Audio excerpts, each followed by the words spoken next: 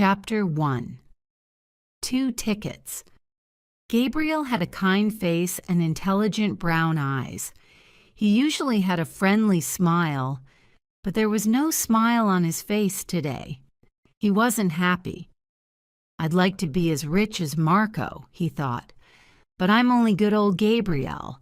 Sylvia likes me. I know she does. She thinks I'm kind and nice, but she thinks I'm boring too. Boring old Gabriel, that's me." Gabriel had 2 tickets for a film. There was a red rose on the table in his sitting room. He took the rose and the tickets and went out. An hour later, Gabriel arrived at the door of Sylvia's flat. When she opened the door, she didn't smile at him. "Oh, hello," she said. "Don't you remember, Sylvia?" said Gabriel. "It's Sunday evening. We're going to the cinema. I've got the tickets. It's that great new film. You said—" "What do you mean?" said Sylvia. "One can't go out with you this evening. I'm busy. One don't remember." "But I called you on Thursday," Gabriel said. "You wanted to come." Sylvia pushed her beautiful dark hair out of her eyes. She didn't look at Gabriel. "Oh dear," she said. "That was stupid of me. I'm really sorry. Please don't be angry, Gabriel. Come back tomorrow. We'll go to the film tomorrow." She began to shut the door. "Sylvia," Gabriel said angrily, "you're going out with Marco. I know you are. I want to tell you something about Marco. He's rich, but he's a bad man. You're being stupid, Sylvia." He stopped. Sylvia wasn't there. "I'm talking to the door," he thought angrily. He looked at the rose in his hand, then he threw it onto the ground. Behind him, he heard a quiet laugh. He turned. There was a man on the stairs. His clothes were expensive, and there were 20 red roses in his hand. It was Marco. "Oh dear, Gabriel," Marco laughed. "Is she busy tonight? Doesn't she want to go out with you? I'll try now. Perhaps she'll go out with me." Gabriel didn't answer. He walked quickly away and went down to the street. It was a hot Sunday evening. There was no wind. A lot of people were in the street. They sat in the parks and drank in the cafes. Young men and women talked and laughed. Gabriel didn't want to look at them. He felt too unhappy. He took out the 2 tickets. "I paid for them," he thought, "and it's a wonderful film. I'll go without her. I'm not going to think about Sylvia Delgado. I'll go and see the film, and I'll enjoy it." The Plaza Cinema was a big, old building in the center of town. The doors weren't open, so there were a lot of people outside. Gabriel waited with them. When the doors opened, people went quickly inside to the ticket office. But Gabriel had his ticket, so he waited outside. It was 8:27 p.m., and at that minute, the earthquake happened. Chapter 2. A Table for 2. Marco stood at the door of Sylvia's flat and watched Gabriel leaving. He looked carefully at his clothes and his shoes. Why didn't Sylvia open the door? She was in there. Then suddenly it opened. "Sylvia, dear," Marco said, "you look wonderful." He stopped. Sylvia didn't look wonderful. Her face was red and she looked unhappy. Gabriel said something to her, Marco thought. What was it? That young man doesn't like me and I don't like him. He followed Sylvia into the sitting room. "I'm nearly ready," she said. "Have a drink. I'll come in a minute." Marco knew the Delgado's sitting room well. He went to the table and got a drink. Then he sat down in an expensive armchair. He liked the flat. There were beautiful pictures on the walls, and everything in the room looked very expensive. Sylvia lived with her mother.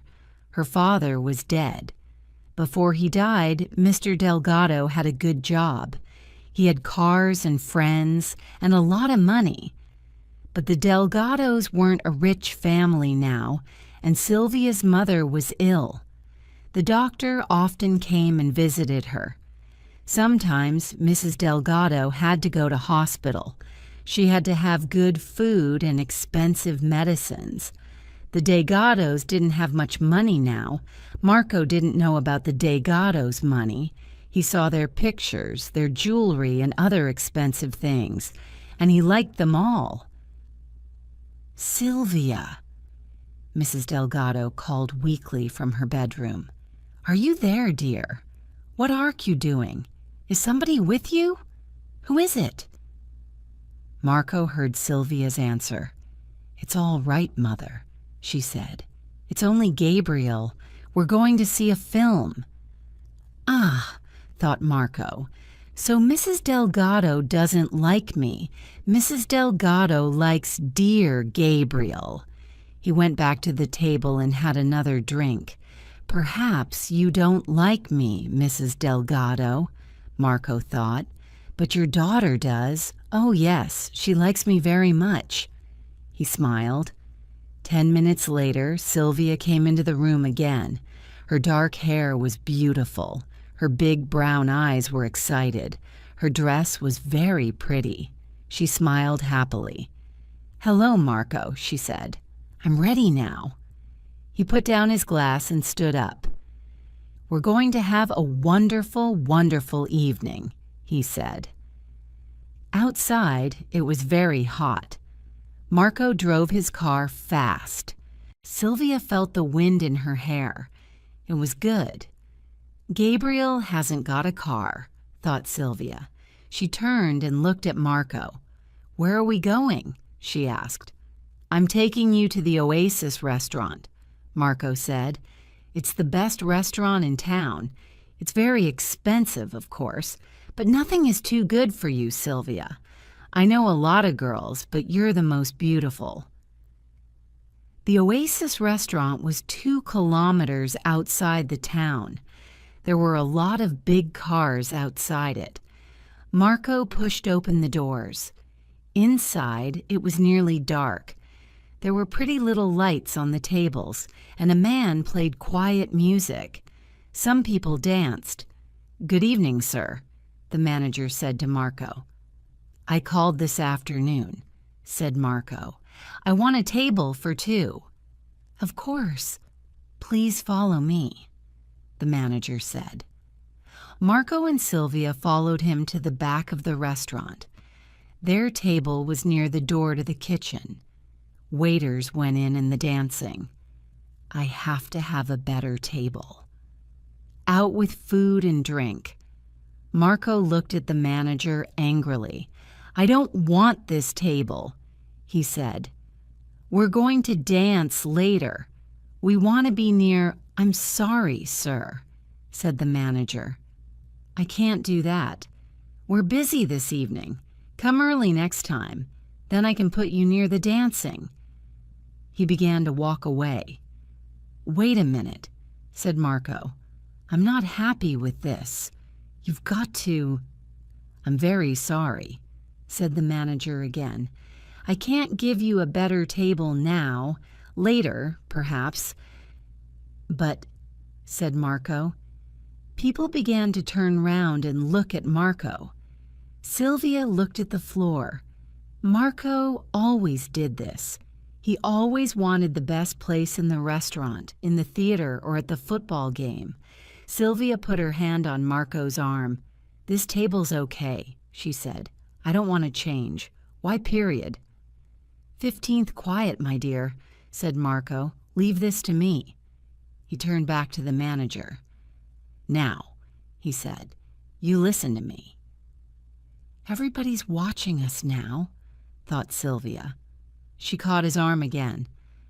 "I'll see you in a minute," she said. "I'm going to the washroom." She walked between the tables to a door at the other end of the restaurant. She saw young men and women dancing. Older people laughed and talked. They all looked happy. The washroom was outside the restaurant in a small garden. Sylvia opened the door and walked into the garden. It was 8:27 p.m., and at that minute the earthquake happened. Chapter 3. Sylvia's Story. The ground moved under Sylvia's feet. "Help! What is it? What's happening?" she thought. There was a terrible noise, and she looked up into the sky. Perhaps the noise and the shaking came from a plane. Suddenly, the lights went out, and it was nearly dark. Then people started to scream. Sylvia didn't move. She couldn't move. "It's an earthquake," she thought. "Oh no, please no." The ground moved again. A long crack started to run up from the bottom of the wall in front of her to the top. Then the wall opened, and Sylvia could see the people inside the restaurant. They tried to run. Their screams were terrible. She could see hands pushing and pulling. She could see their faces and their eyes. They were terribly afraid. Then the wall fell, and the roof came down. Sylvia couldn't see the faces and hands now. The Oasis restaurant wasn't there. It was only rubble. Sylvia couldn't move. She couldn't scream. "Marco's in there," she thought. "Marco and the manager and those people, they... Oh, I can't, I don't..." There was another loud noise behind her. Sylvia turned. Another building fell, and another, and another.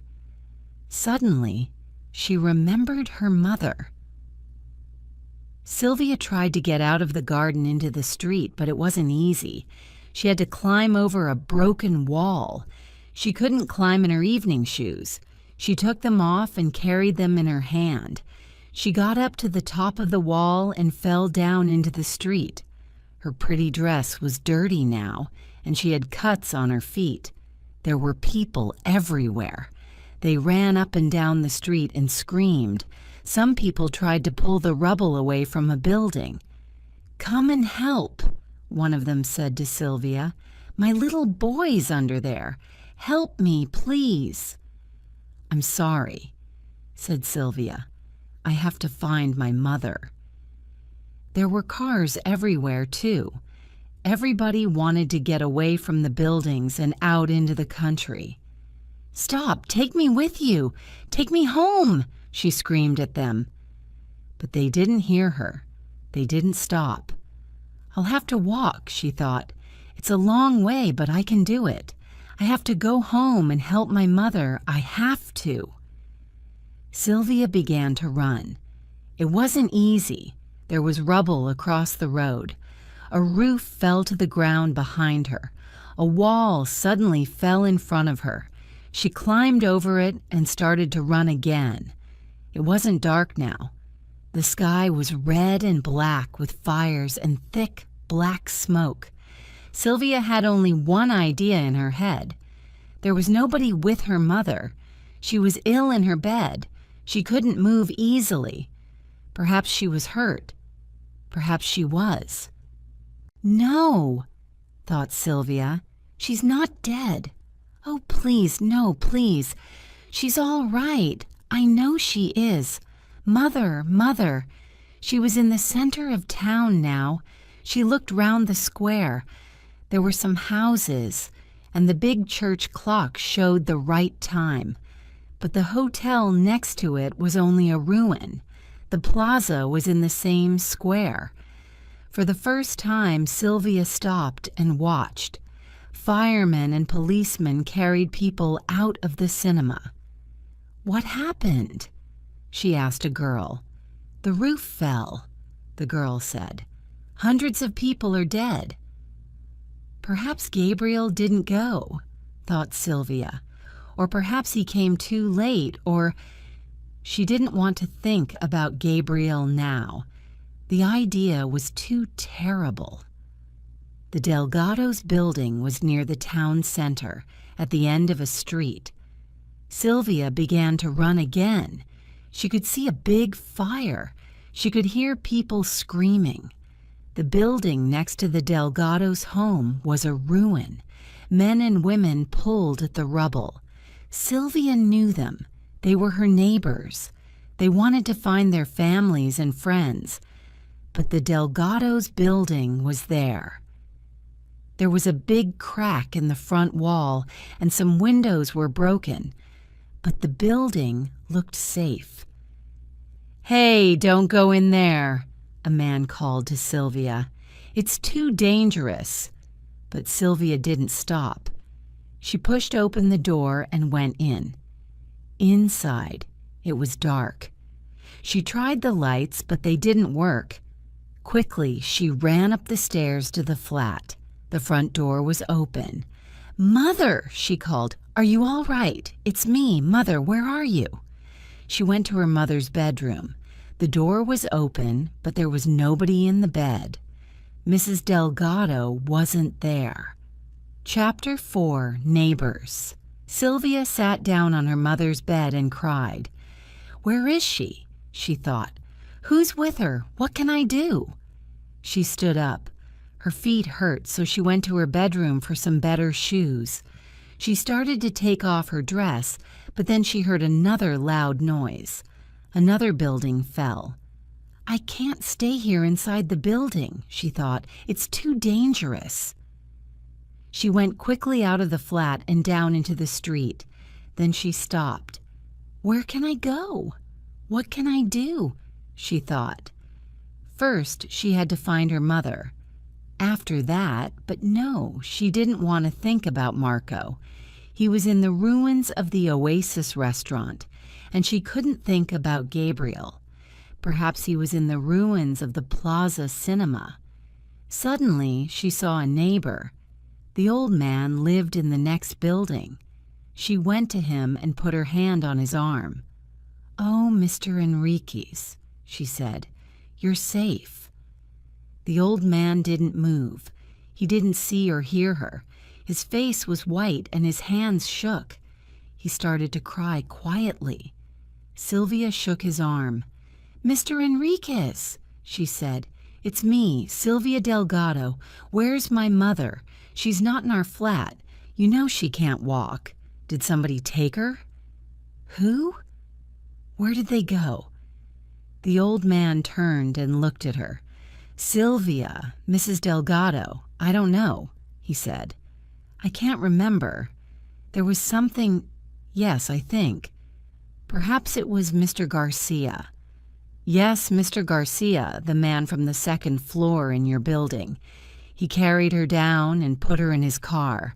Yes, that's it. It was Mr. Garcia." "But where are they?" said Sylvia. "Where did they go?" "He said something," said the old man. "I don't remember. He said, 'Tell Sylvia.'" "Tell me what? Please remember, Mr. Enriquez. Please." "He said, something about a park," said Mr. Enriquez. "Yes, that was it. It's safe in the park," he said. He wanted to go away from the buildings, past the river, to Liberty Park. Sylvia looked at Mr. Enriquez's sad old face and put her arm round him. "Thank you, oh, thank you," she said. "I'll come back later. I'll help you then." "Help me? You can't help me," said Mr. Enriquez. "I haven't got anything now. My wife, my home." Liberty Park was outside the town, past the football ground. Sylvia started to walk. Then she stopped. Her mother was old and ill. She had to take her medicines, and they were on the table next to her mother's bed. It was dangerous, but Sylvia didn't think about it. She ran back into the flat. She found a big bag and put into it some warm clothes and her mother's medicine bottles. Then she ran outside again and shut the door behind her. It was a long way to Liberty Park. Sylvia started walking. Chapter 5. Gabriel's Story. At the time of the earthquake, Gabriel was outside the plaza. A lot of people wanted to buy their tickets, and they went inside. But he had his ticket. He was safe because he waited outside. Gabriel heard the first sounds of the earthquake, but he didn't see the buildings when they fell. He didn't hear the screams. Some rubble hit him on the head and he fell to the ground. After a long time, he heard somebody. It was a woman. "Look at this young man," the woman said. "Is he dead?" "No," said another woman, "but he's hurt." I'm all right," said Gabriel. He tried to sit up. The women moved away. Gabriel's arm hurt terribly. He couldn't move it. It was broken. He sat in the street. Then he stood up slowly and looked round. It was nearly dark. Only the cars gave some light. "My family," he thought. "Mom, Dad." But they were a long way away in another town. He couldn't do anything for them. Then he thought of Sylvia. She was with Marco. He couldn't help her, but there was nobody with Mrs. Delgado, and she was ill. "I'll go back to the Delgado's flat," thought Gabriel. "I can help Mrs. Delgado, and perhaps I'll hear news of Sylvia." Slowly he started to walk. He felt terribly weak. His right arm hurt very badly, and his head, too. Sometimes he nearly fell. Hundreds of people were in the street. A woman ran into Gabriel. By accident, she hit his arm. It hurt terribly. He sat down in the road. Everything went black. When Gabriel opened his eyes again, he felt very ill. He tried to sit up and look round. He wasn't in the street now. He was on the ground with a lot of other people. Doctors and nurses moved quietly round them. He tried to feel his head with his hand. Then he remembered his arm, and a nurse came to him. "Where am I? What happened?" he said. "You're in the garden of the hospital," she said. "Your arm's broken, I'm afraid, and you've got a bad cut on your head, too. We can't do more for you now. Thousands of people are waiting for help, and we haven't got medicines for all of them. It's not safe inside the hospital, but don't worry. You'll be all right here. Stay here quietly and sleep." She went away. Gabriel watched her. Then he remembered Sylvia. He had to go and find her. He had to help Mrs. Delgado. Slowly he stood up. He was weak, but he could walk. The doctors and nurses didn't see him. They were too busy. Gabriel left the hospital and started to walk back into town. Chapter 6. Liberty Park. Sylvia didn't like walking. She usually caught a bus or took a taxi. She was tired and her back hurt. But she didn't think about her back or about the cuts on her feet. She was with a lot of other people. They all had the same idea. They wanted to leave the town and go into the country, away from the dangerous high buildings. A friendly woman talked to Sylvia. "Isn't anybody with you, dear?" she said. "Where's your family?" "There's only my mother," said Sylvia. "I think she's at Liberty Park. I'm going to look for her." "Don't worry, you'll find her," the woman said kindly. Sylvia felt better. "Did you see the Grand Hotel?" said a man. "It's a ruin. Hundreds of people were inside it." "It's terrible, terrible," his wife said. "I saw a baby." She stopped. "And the shopping center," another woman said. "The shoe shop is all right, but the supermarket is a ruin." "The center's bad," said a man, but it's worse east of here. I was out there when the earthquake happened." "Near the station?" the kind woman asked. "No, near the Oasis restaurant," the man said. Sylvia started to listen more carefully. "The Oasis is a lovely place," somebody said. "Is it all right?" "No," the man said. "It's a ruin. A lot of people are dead. But the manager was all right. He was at the back of the restaurant. It was better there. He'll be all right. I wanted to help the other people, but I was worried about my family, so I came back into town.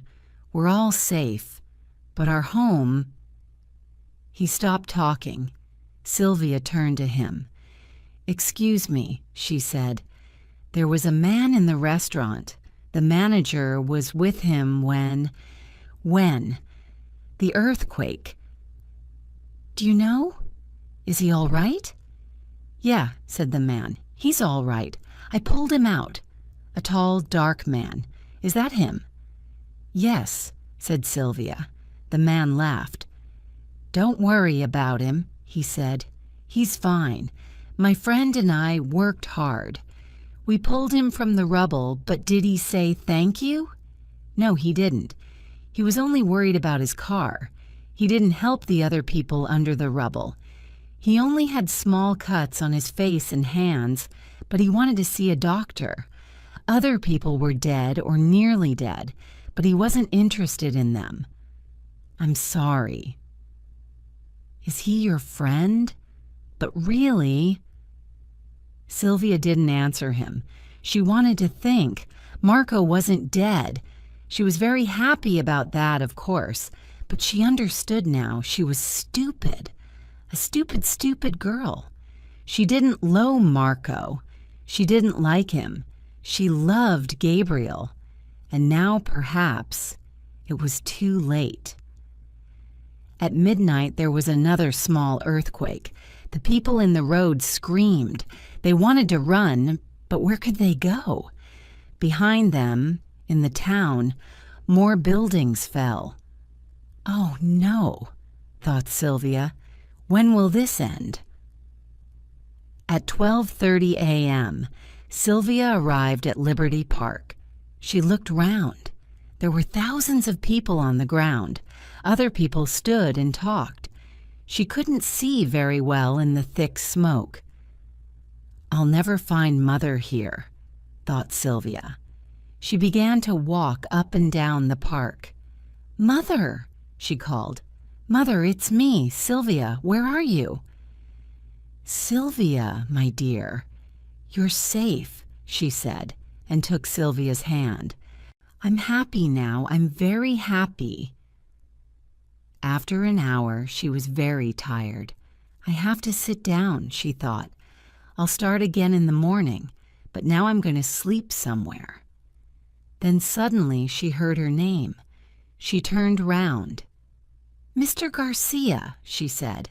"Where's Mother?" "She's here," said Mr. Garcia, "and she's all right. But she's very worried about you. My wife's with her now. How did you find us?"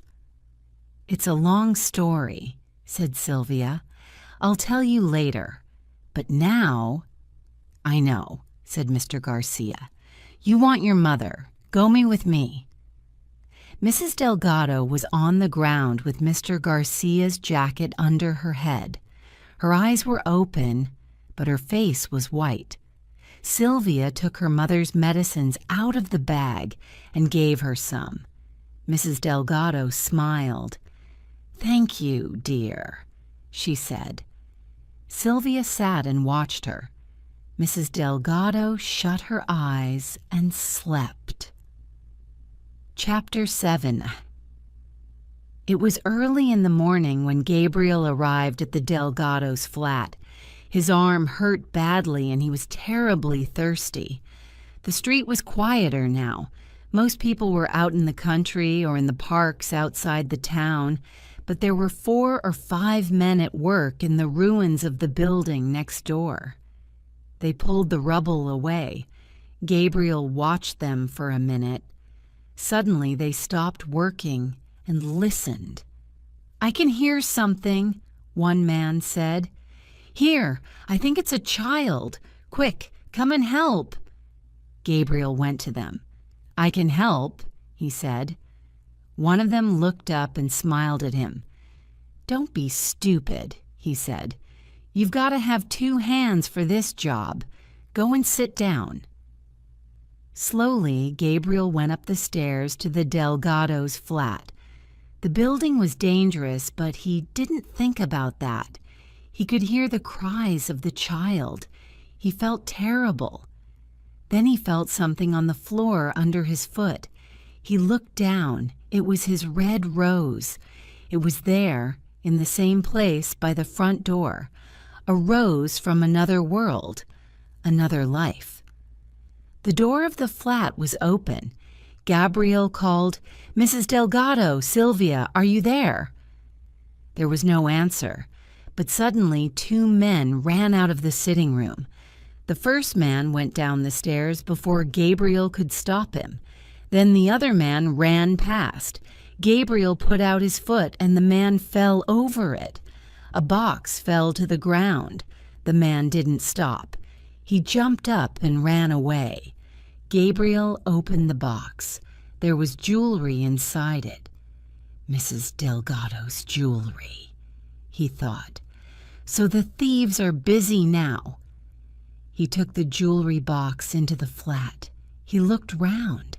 The pictures were on the walls. Sylvia's camera was on the table. Good, he thought. The thieves didn't have much time. They only took the jewelry, and I've got it now. Then, near one of the armchairs, he saw Sylvia's dirty evening shoes. He thought for a minute. For the first time for hours, he smiled. She wore those shoes last night, he thought, so she came back here after the earthquake. She isn't dead. She came home and took her mother to a safe place. Oh, Sylvia, Sylvia, you're all right. Gabriel forgot his broken arm and the cut on his head. He was suddenly happy. I'll look for them, he thought. They're out in the country. I know they are. I'll find them. He stopped. That's stupid, he thought. I'll never find them. And I can't leave. There'll be other thieves later. I'll stay here and look after the flat. He went into the kitchen. There was no water, of course, but there was some milk. Gabriel had a long, long drink and then felt better. His head and his arm hurt, but his legs felt stronger. And now he could think. It's not safe inside, he thought. I'll stay in the street. Perhaps I can help the other men and watch the building too. He went out of the flat and shut the door behind him. That day and the next day, Gabriel worked with the other men. He couldn't move the rubble or pull people out of the ruins, but he could do other jobs. The workers had to have food and drink. Gabriel found water and carried it to them. Then he looked for food. There was a shop at the end of the street. The windows and doors were broken. There was nobody there. The manager's dead, a man told him. Gabriel climbed through the broken door into the shop. He took some food and carried it back to the workers. The child from the ruins of the next building was safe now. She was in a car, on her way to hospital. But the workers didn't stop working. Other people were under the rubble. Gabriel could hear their screams. He saw a small boy in the street, 2 or 3 years old. The child cried for his mother. "She's at the hospital," one of the workers said.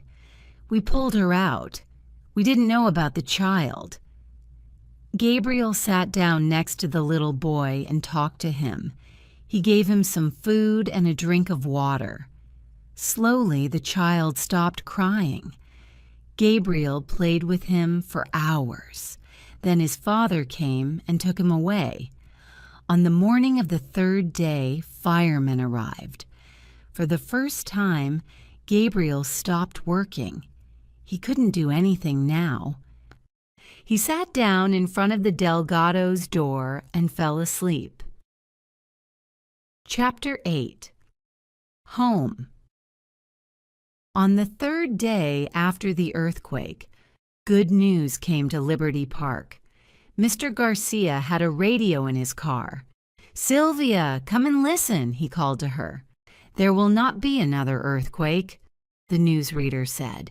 "People can go back to their homes. Dangerous buildings have a white cross on the door.